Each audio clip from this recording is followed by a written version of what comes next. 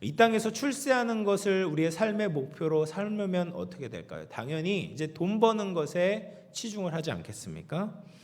2018년 그리고 2022년에 초중등 진로교육 현황 조사를 했다고 해요. 그래서 학생들이 의사가 되고 싶은 학생들에게 그 이유를 물어본 겁니다. 뭐 써봐라 그랬는데 2018년에는 내가 좋아하는 일이라서 라는 대답이 가장 많은 거예요. 내가 좋아해서 의사가 되고 싶다라고 그 이유를 밝힌 애들이 1위였어요. 이유가 1위였는데 2022년에는 내가 왜 의사가 되려고 하냐 그 이유를 물었더니 돈을 많이 벌 수 있을 것 같아서라는 응답이 가장 높았습니다. 그러니까 다를 대로 다를 만큼 이제 시간이 많이 지난 성인이라면 이해가 되잖아요.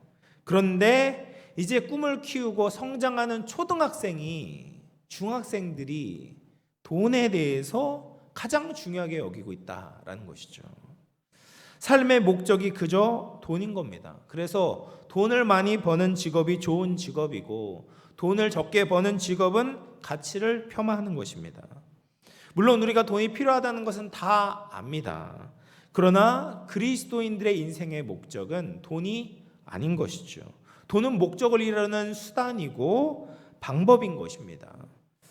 사도 바울은 우리 인생의 진짜 목적이 무엇인지 아는 사람이었습니다. 빌립보서 3장 10절 말씀입니다. 같이 읽어보겠습니다. 시작. 그 부활의 권능과 그 고난의 참여함을 알고자 하여 그의 죽으심을 본받아.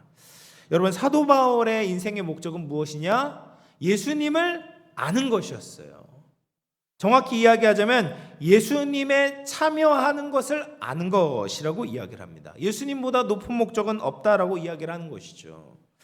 여러분, 성경 공부를 하는 것도 예수님을 알기 위해서 굉장히 중요한 것이지만 사도 바울이 이야기하는 그 알미란 것은 관계적인 알미고 경험적인 알을 이야기합니다. 그래서 참여함을 알고자 한다라고 표현하고 있는 것이죠. 이 참여한다는 것은 우리의 삶이 들어가는 거거든요. 내 삶이 포함되는 것입니다.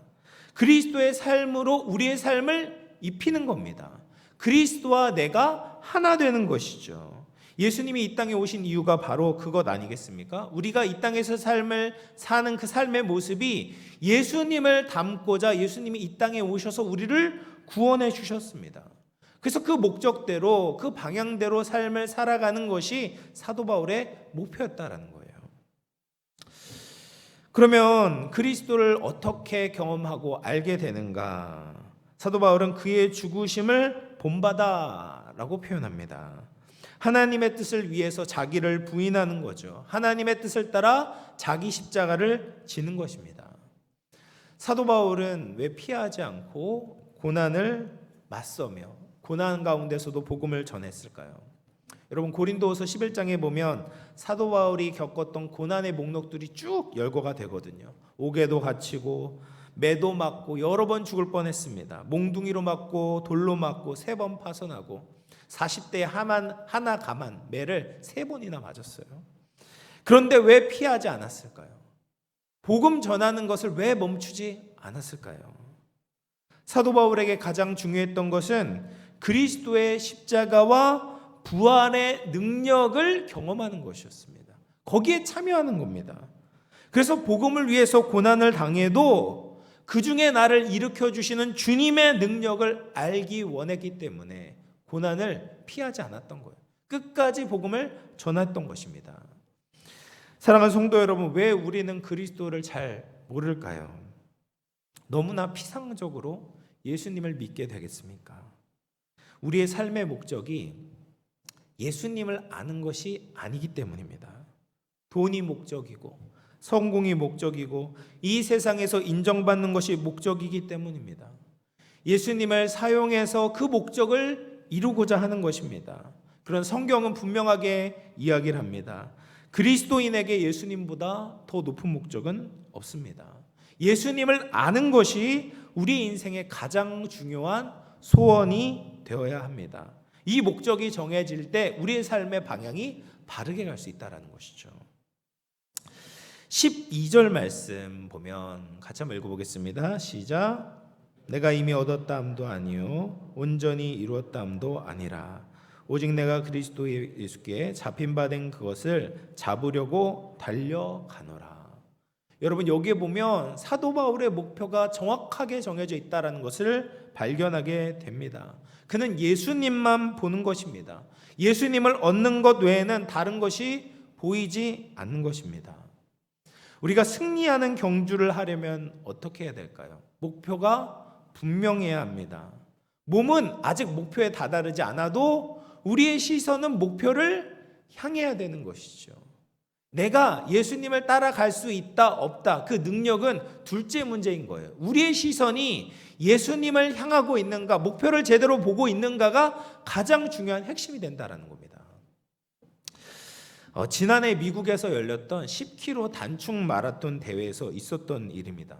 강력한 우승 후보로 선두로 달리고 있었던 에티오피아의 한 선수가 결승선을 150m를 남겨두고 우회전을 하는 경찰 오토바이를 따라가게 되었습니다. 근데 거기는 목표 지점이 아니었던 거예요. 그래서 그만 경로를 이탈하게 되는 겁니다. 뒤늦게 깨닫고 결승선으로 방향을 틀었지만 그를 따라오던 2등과 3등 선수에게 추월을 당하게 되고 결국 우승의 기회를 놓치게 되었습니다. 사랑하는 성도 여러분, 목표를 헷갈리면 벗어나게 되는 거예요. 오토바이는 목표가 아니에요. 목표는 어디입니까? 표대인 거죠. 표대. 결승선인 겁니다. 거기만 바라보아야 되는 것이죠. 예수 그리스도만 보아야 되는 것입니다. 그래서 사도 바울은 예수님만 바라보았던 것입니다. 그리고 예수님을 향해 달려가고 있었습니다. 오직 예수님만 바라보는 저와 여러분 되기를 바랍니다. 예수님을 알고 예수님의 삶에 참여하는 것이 우리의 삶의 목적으로 삼을 수 있는 저와 여러분 될 수 있기를 주님의 이름으로 축원을 드리겠습니다. 그러면 사도 바울이 예수님을 따라가기 위해서 어떤 마음가짐을 가졌는가? 12절 다시 보시면 내가 이미 얻었담도 아니고 온전히 이루었담도 아니라 라고 표현해요. 사도 바울은 우리가 인정하는 영적 거장 아니겠습니까? 주님을 위해서 정말 열심히 사셨던 분이죠. 그리고 이 빌립보서를 쓸 당시에도 지금 예수님을 위해서 고난을 받고 있었습니다. 이 정도면 됐지라고 생각할 수 있었어요. 그런데 사도 바울은 그렇게 여기지 않았습니다. 난 아직도 멀었다. 난 아직도 배고프다. 난 아직도 예수님을 다 얻은 것이 아니야. 아직 도달하지 않았다라는 것입니다. 여러분, 우리가 다른 것을 얻는데 얼마나 욕심을 냅니까? 자전거를 타고 다닐 때는 자동차만 있으면 좋겠다. 또 자동차가 생기면 더 고급 자동차가 있으면 좋겠다. 그리고 자동차를 얻었어요. 그냥 미국 같은 경우에는 요트를 사려고 합니다. 사람들이 요트를 사려고 해요. 또 요트를 가진 사람은 헬기를 사려고 합니다. 요즘엔 헬기를 가지니까 우주여행을 가려고 해요. 사람들의 욕심이 끝이 없습니다. 아무리 가지고 있어도 족함이 없습니다. 그런데 이상하게 이 영적인 부분에서만큼은 사람들이 욕심을 안 부려요. 갈급해하지 않습니다. 우리의 목표는 어디예요? 예수님이시잖아요. 근데 나와 예수님 사이의 간극이 얼마나 멉니까? 우리가 다 알고 있잖아요. 예수님처럼 살면 행복하다. 예수님처럼 살아야지 하나님의 기쁨이 된다라는 것을 알고는 있는데 막연하게 생각은 하는데 절실하게 영적으로 더 깊고 높은 차원을 추구하지 않는 것입니다. 우리는 아직 얻지 못했어요. 우리는 아직 이루지 못했습니다. 정말 얻어야 할 것을 더 얻어야 되는 거죠. 정말 이루어야 되는 예수님의 그 장성한 분량에 이르도록 우리가 최선을 다해야 되는 것입니다. 이런 마음가짐을 갖는다면 하나님께서 얼마나 기뻐하시겠습니까? 그렇게 최선을 다할 때 하나님이 우리에게 모든 좋은 것으로 채워주시지 않겠습니까? 예수님의 삶에 도달하고자 하는 거룩한 소원이 간절하다면 우리 안에 계신 성령님께서 우리를 기뻐 도와주시지 않겠습니까? 현재 내가 가지고 있는 신앙적인 수준에 만족하지 마시길 바랍니다. 우리 안에 더 큰 영적인 갈망이 넘쳐나기를 주님의 이름으로 축원을 드리겠습니다. 그러면 바울이 예수님을 알고자 어떤 자세를 가지고 있었는가? 빌립보서 3장 13절 말씀입니다. 같이 읽어보겠습니다. 시작. 오직 한 일, 즉 뒤에 있는 것은 잊어버리고 앞에 있는 것을 잡으려고. 사도 바울은 뒤에 있는 것을 잊어버린다라고 이야기를 합니다. 여러분, 사람은 뒤를 돌아보면 내가 잘못한 결정들, 내가 심하게 했던 말들, 내가 범한 죄나 실수들이 떠오르게 마련입니다. 사람은 누구나 수치스럽고 부끄럽고 죄의식을 느끼게 하는 과거가 있어요. 물론 그런 과거의 실수를 교훈 삼아서 똑같은 실수를 저지르지 않는 것이 좋습니다. 그런데 그 과거에만 묶여 있다고 생각해 보십시오. 그러면 우리 안에 패배의식이 생기게 돼요. 나는 안 되나 보다. 나 지금까지 해봤는데, 지금까지 노력해봤는데 사람은 고쳤을 수 있는 게 아니야. 내가 해봤자 지금까지 안 됐어. 그러니까 앞으로도 안 될 거야. 이런 영적인 패배의식을 가지게 되면 영적 진보를 위해서 시도하지 않는 겁니다. 노력하지 않는 거예요. 그냥 똑같이 뭐 새로운 게 있겠어.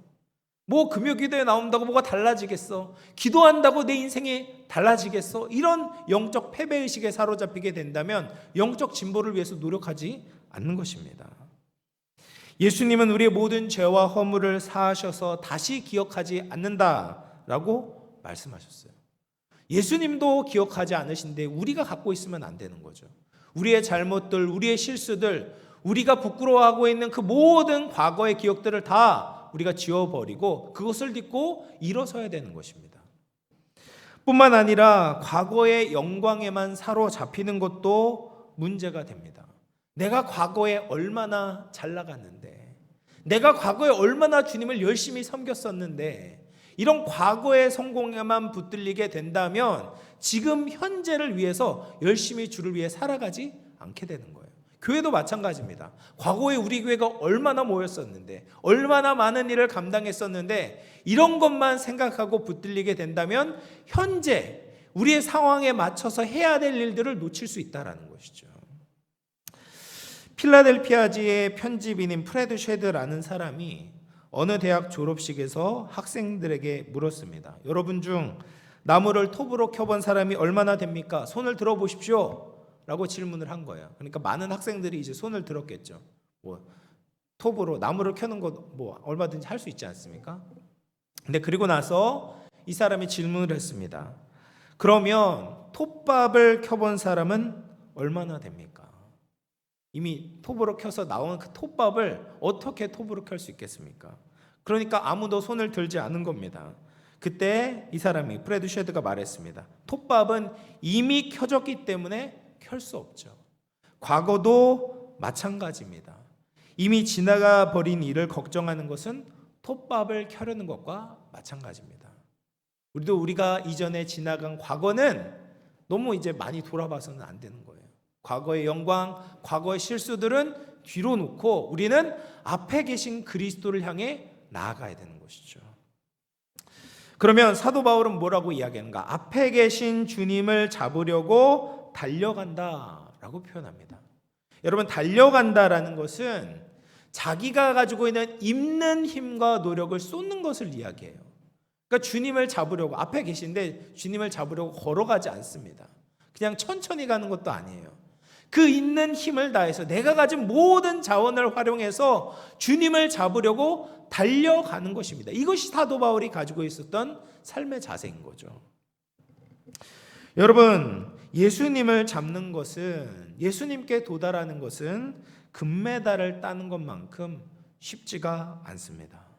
여러분, 금메달을 목표로 둔 선수들이 어떻게 훈련을 받습니까? 또 경기에 임할 때 어떻게 경기에 임합니까? 다음 경기를 위해서 조금 내 힘을 비축해둬야지, 남겨둬야지, 그렇게 생각하지 않아요. 이 경기에 지면 예선에서 탈락하는 거예요. 4강에서 이 경기에서 지면 여기서 4강에서 멈추게 되는 겁니다. 그래서 이 경기에 반드시 이기고자 최선의 노력을 다하는 거예요. 이 경기가 마치 마지막인 것처럼 나의 있는 힘을 다 쏟아서 그 경기를 승리로 이끌려는 것이 금메달리스트들이 가지고 있는 이 자세 아니겠습니까? 근데 예수님을 얻는 것이 마치 이와 같다라는 것이죠. 예수님을 얻기 위해서 우리의 삶의 일부만 드리면 되겠지라고 생각하지 마십시오. 예수님을 얻기 위해서 우리의 생각의 일부만 주님께 드리면 되겠지라고 생각하면 안 되는 것입니다. 예수님은 우리의 전부를 드려서 얻어야 되는 분이에요. 우리의 전부 100%를 드리면 예수님께서 그것을 다 받으시고 예수님의 것으로 새롭게 변화시켜 주시는 것입니다. 예수님만을 붙잡는 사람의 모습을 잘 보여주는 것이 이제 마태복음 15장에 나오는 수로보니게 여인입니다. 이 여인의 이야기 잘 아실 거예요. 가나안 여인이 이 자기 딸을 살려달라고 요청을 했지만 예수님께서 처음에는 듣는 척 마는 척 하셨습니다.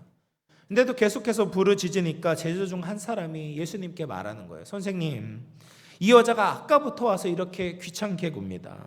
한 말씀 하셔서 이 여자 좀 돌려보내주시면 좋겠습니다. 그러자 예수님께서 말씀하시는 거예요.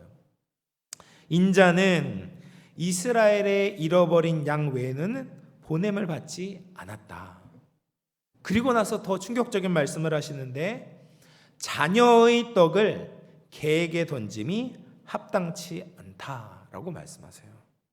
여러분, 이 말씀을 들으면 얼마나 자존심이 상하겠습니까? 아무리 이방 여인이지만 모욕적이지 않습니까? 그런데 이 여인은 화를 내지 않고 예수님께 이렇게 이야기를 합니다. 개도 제 주인의 상에서 떨어지는 부스러기를 먹지 않습니까? 저에게도 그 부스러기의 은혜라도 좀 주시기를 원합니다 라고 예수님께 끝까지 매달리는 거죠. 그러자 예수님이 말씀하십니다. 여자야, 내 믿음이 크도다. 내 소원대로 되리라 라고 말씀하세요. 사랑하는 성도 여러분, 이 가나안 여인에게는 목표가 있었죠. 간절한 소원이 있었습니다. 그것은 예수님의 은혜를 얻는 것입니다. 예수님의 생명을 얻는 것입니다.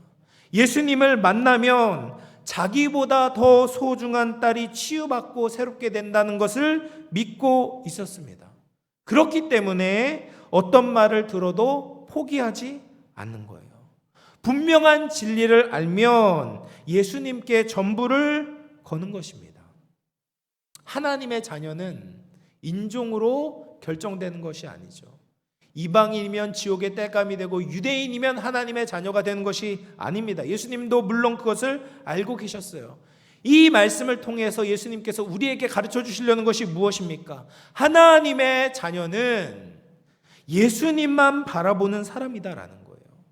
예수님이 우리의 전부를 쏟아서 얻을 만한 가치가 있는 분으로 믿는 사람이 하나님의 자녀다라는 말이에요. 그 사람이, 그렇게 예수님께 매달리는 그 사람이 자녀가 먹을 떡을 얻게 된다라는 말씀을 하고 계시는 겁니다.